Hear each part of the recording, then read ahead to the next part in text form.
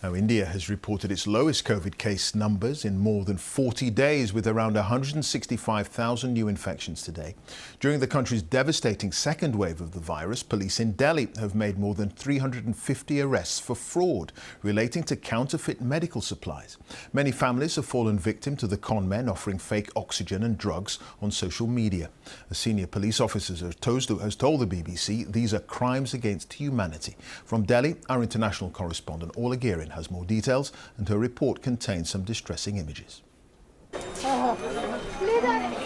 This was Delhi in its darkest hour, the peak of the second wave in India's capital. Patients gasping for breath. A time of desperate prayers, often unanswered, among dwindling supplies.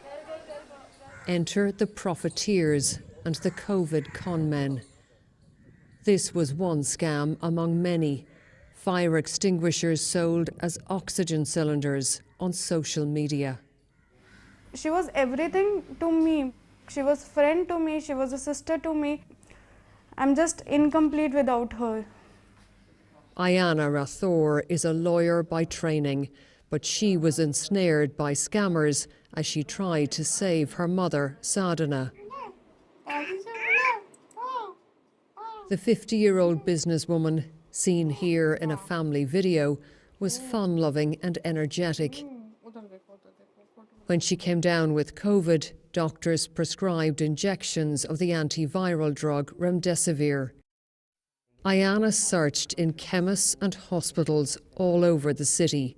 We were helpless, totally helpless. I was the one who was driving all over, and my hands and my legs were shivering because there was no hope of finding injection.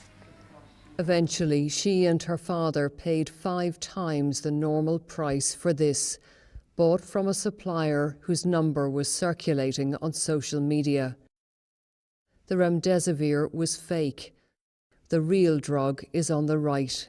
They found out too late.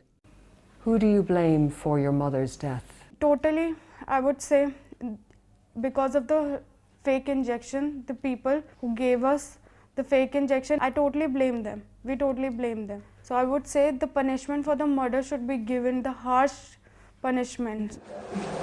Punishment is coming for some.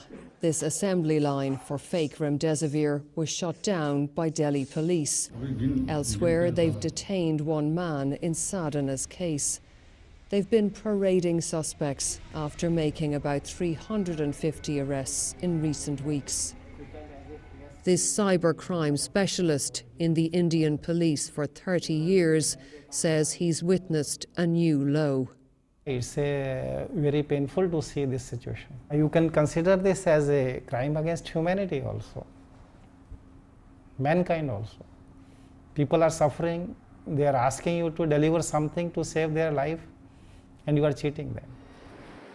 The picture here is improving, but if and when India suffers a third wave, COVID fraudsters may not be far behind, waiting to prey on the suffering. Orla Guerin, BBC News, Delhi.